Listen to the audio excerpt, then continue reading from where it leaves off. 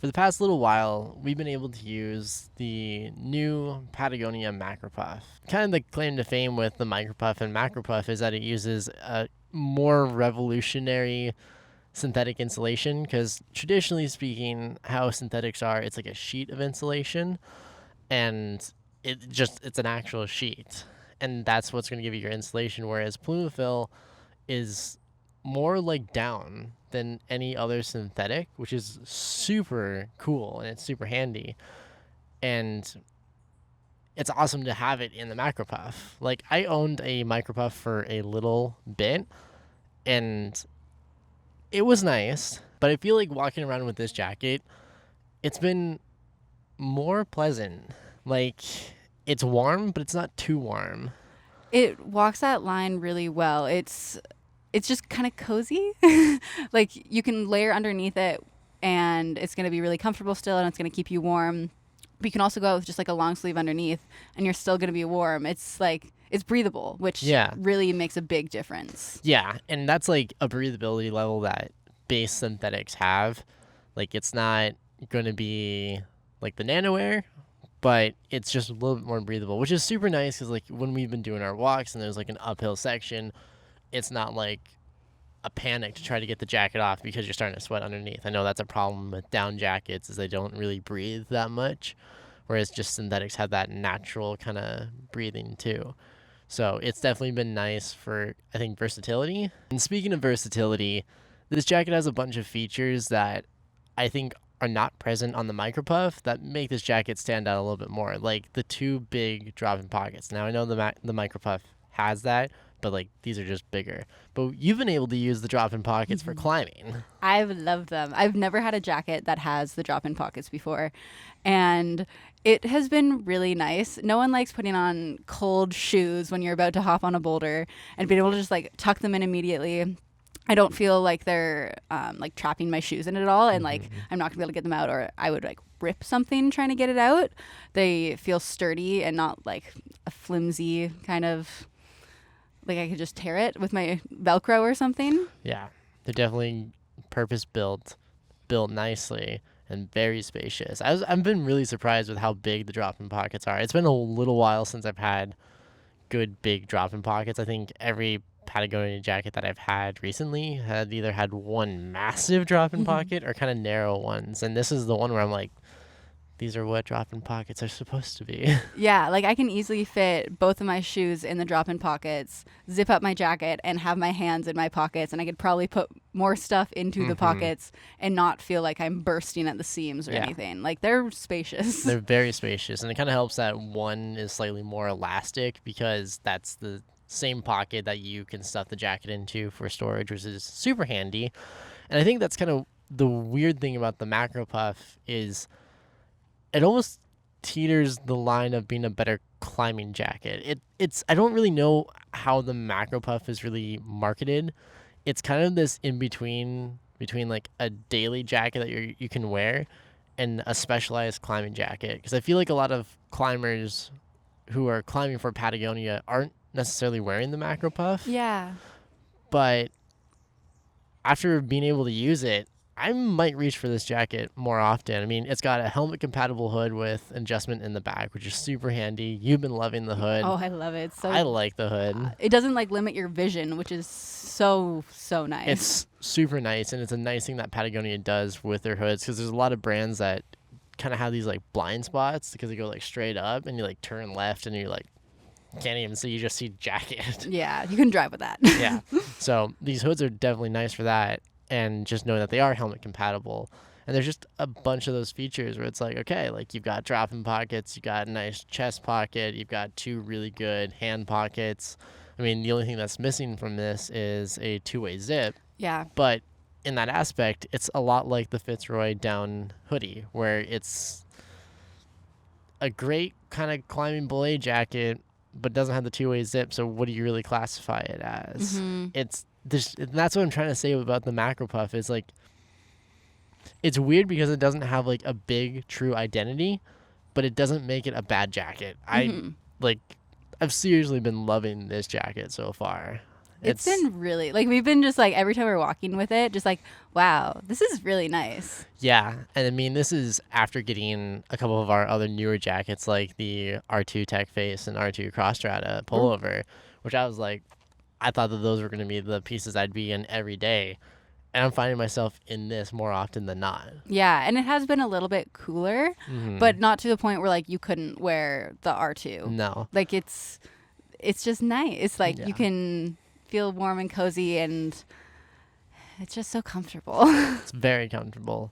And, like, the fit of it is really nice, too. Like, I tried on a Macro Puff a couple years ago before it kind of took a pause in the production for Patagonia.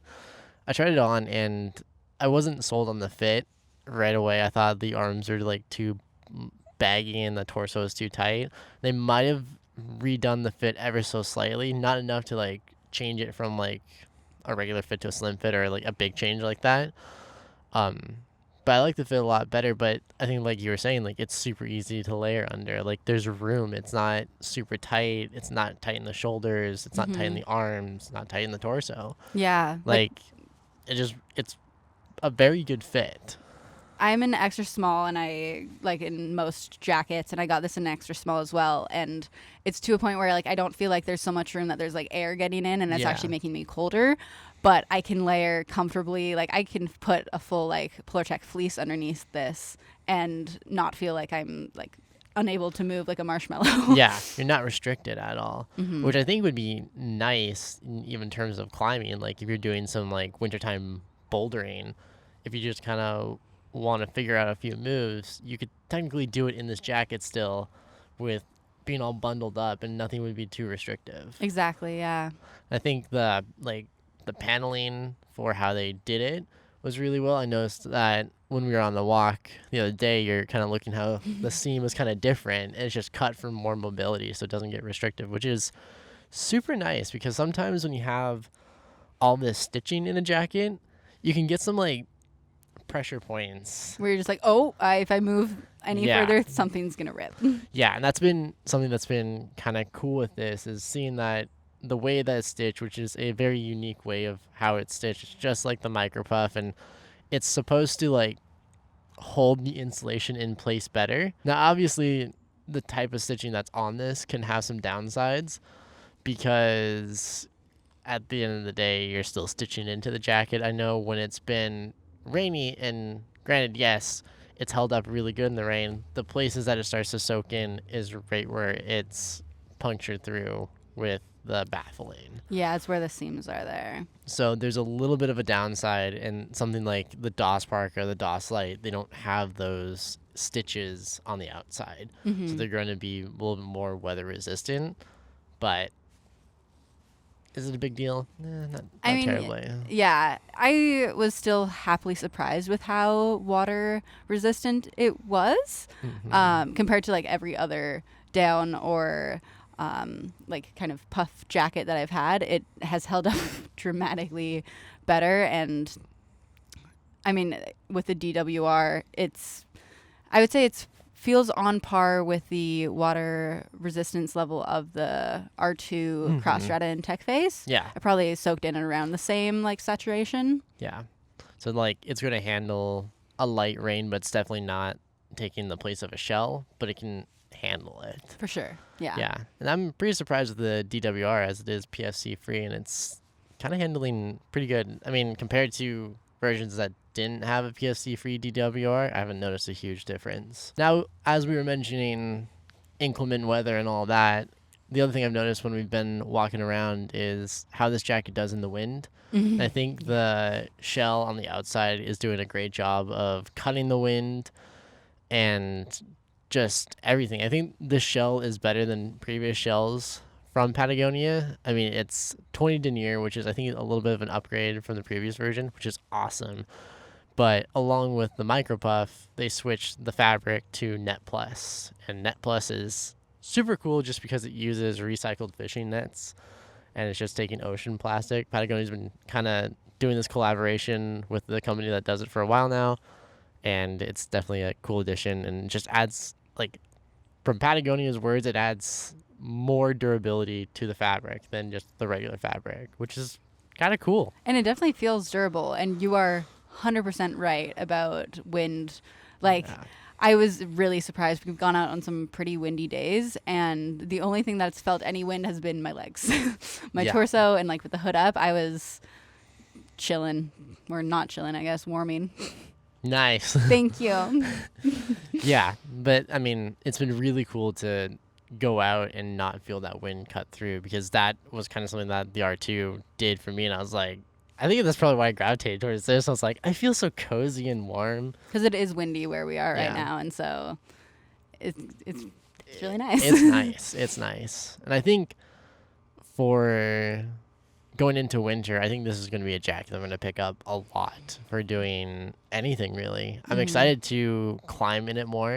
I'm excited to do some more rock climbing with it and using it Yeah. as kind of that piece. I know this has been a piece that you've just kind of thrown by your bag, so when you go off burns, you just put it on and warm up, and that's something that's really nice. And it's not too bulky No. either. It's not a big puffy jacket. It's pretty low profile and slender, but it's really warm still. Exactly. Yeah. It packs down really, really nicely. You can just kind of stuff it in a bag if you're done with it, if it's warmer.